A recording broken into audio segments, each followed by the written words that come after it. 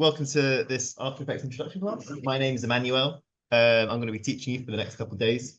I'm a freelance illustrator. I've been working for the last sort of 8 years since graduating from uni. I've picked up a bit of animation and graphic design work along the way. So I've got quite a bit of experience with After Effects. So After Effects is a animation and motion graphics piece of software. We can use it to make stuff move. It also functions as, I guess, a compiler. If you have assets that you've made elsewhere, you can compile them all into a composition and get them to move and interact with each other and that sort of thing. So I'll just go through some nice examples of the sorts of things that we can do, ranging from branding and design and illustrated animations. I'm just going to spend a bit of time going through how we set up a project in After Effects and general interface. When you click on New Project, you'll get led to the After Effects interface, which I think people tend to find quite intimidating, but once we start to break it down, you'll see it's actually fairly simple. You should have two big buttons in the middle, and one of them says New Composition, and the other says New Composition from Footage. Within After Effects, we, unlike other Adobe programs, can only have one project open at a time, but that project is made up of different compositions. So projects in After Effects are made up of compositions. And compositions are folders where we store assets. So another way of thinking about compositions could be as a scene. One scene may have a flower and a table, and within that scene, you animate that flower and the table. And then another scene may have a cat and a rug, and in that scene, that's what you have. So you can store these compositions as separate things, or you can sequence compositions together, or you can put other compositions within other compositions to make more complex animations. I'll show an example of that a little bit later. If we click through to New Composition,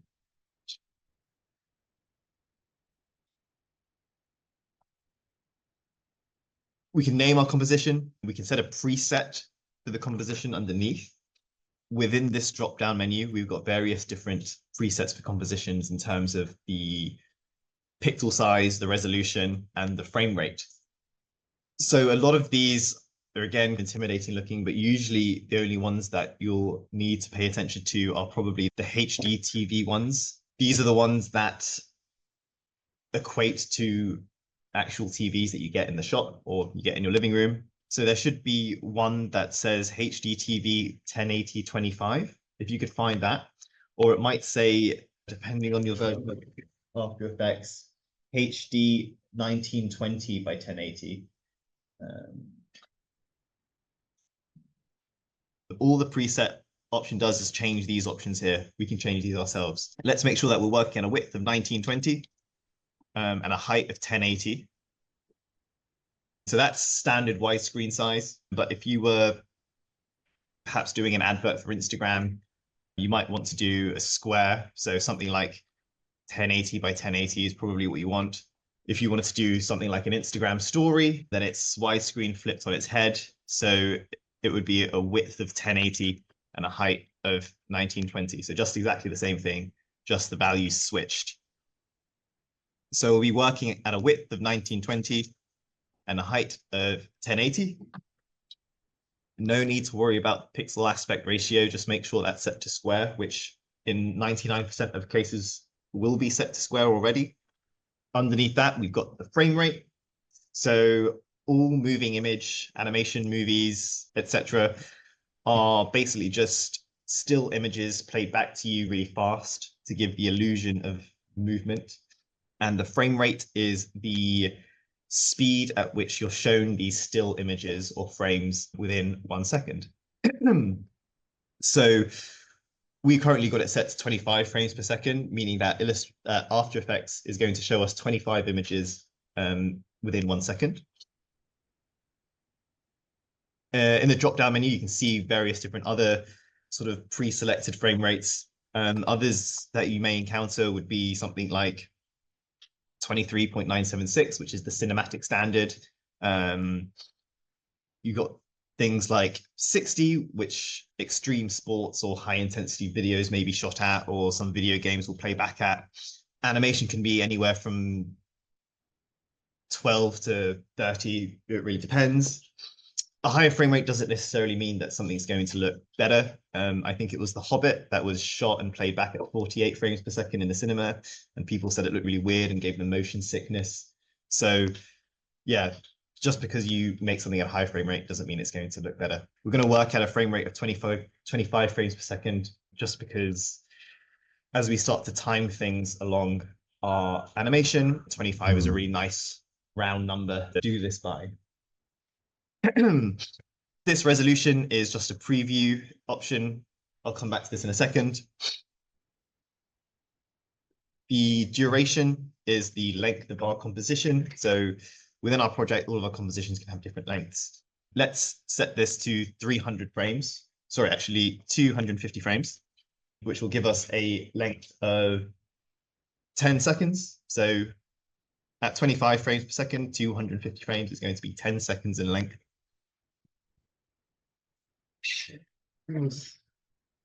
If yours is set as seconds, then seconds, change 30 to 10. So if you just change the number 3. And we'll change yours to frames in a second. The width will be 1920, the height will be 1080, the frame rate will be 25, the duration will be 250. And this background color is not the actual color of our background, it's just a color that's used for preview purposes. We'll have to add a colored background in ourselves. But for now, let's change this background color to gray. If you set the B to 75 and leave everything else alone, that will get us a nice 25% gray. Just because working on black makes things hard to see, working on stark white isn't on the eyes, so a nice gray. And then click OK.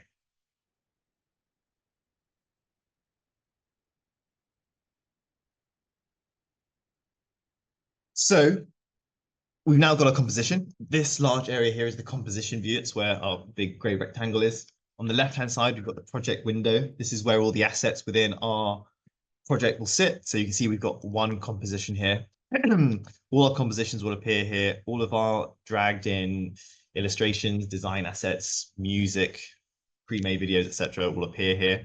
They can be dragged into the composition as needed.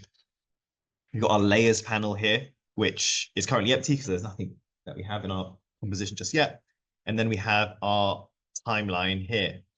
Right now, my timeline is set to seconds because I just changed it to seconds. I want to make sure that we're all working with frames so that we can time things a little bit more easily. So if yours is displayed in seconds, in order to change this, we would need to go to File and then Project Settings, which should be near the bottom.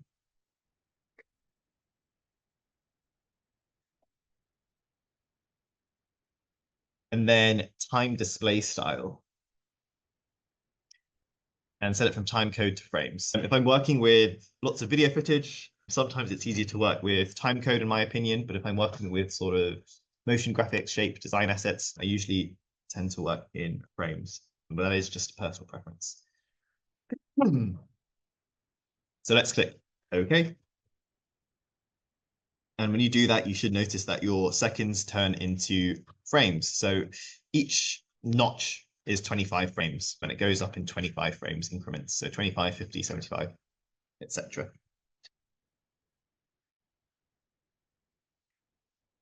So we've got the toolbar up at the top here.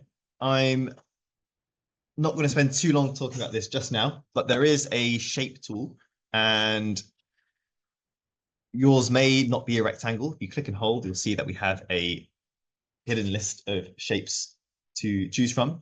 Let's just choose the rectangle tool. And let's draw a rectangle in the top left of our composition. You can hold down Shift and it will be a perfect square.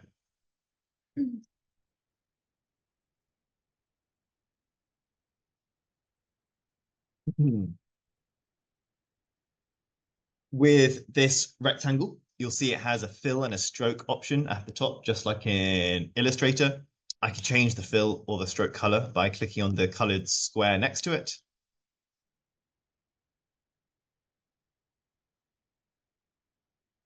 To the right of the stroke, there's the weight of the stroke as well. I can just drag that number left and right to increase or decrease it.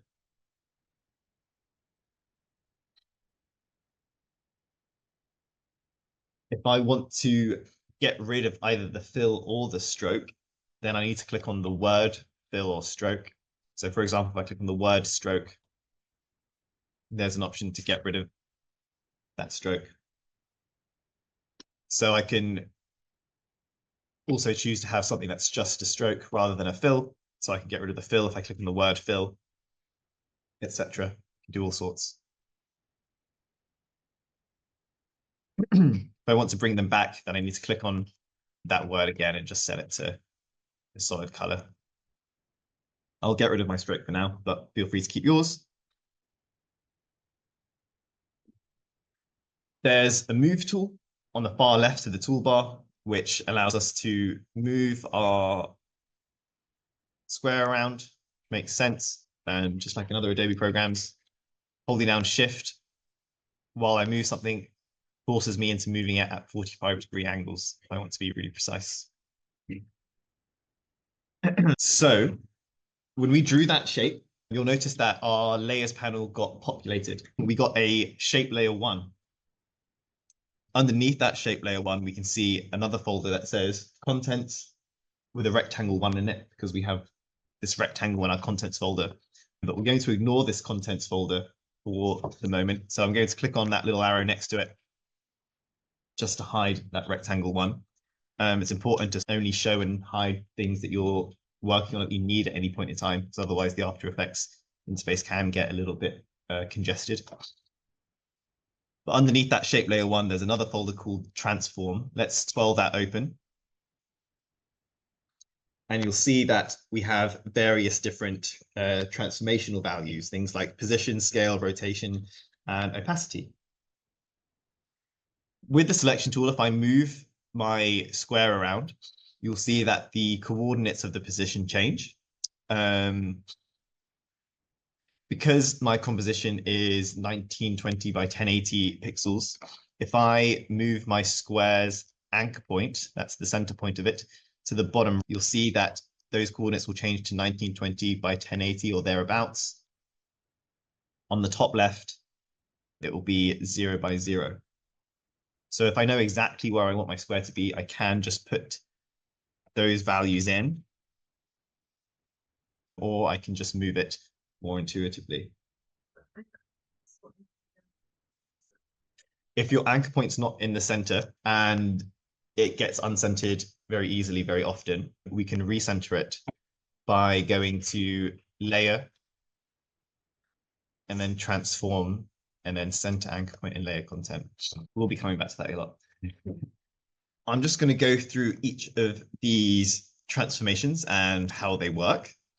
The way that animation works in After Effects is through keyframing.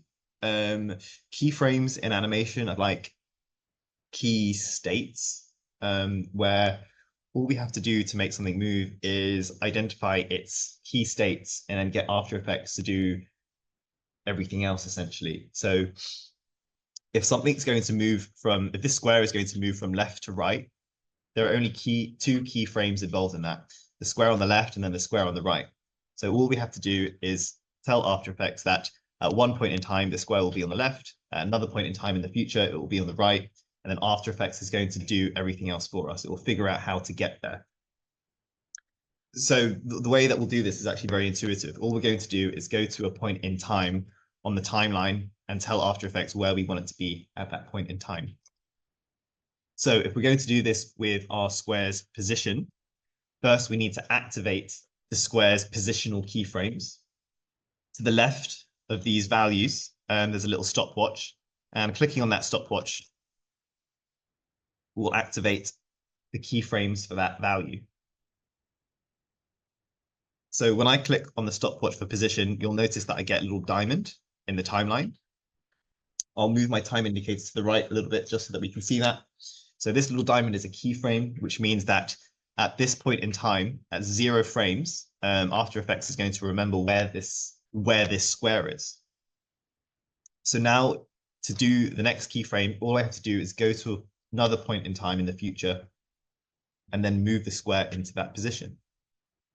So let's say I want it to take 2 seconds or 50 frames. All I need to do is move my time indicator to frame 50. And then move the square off to the right.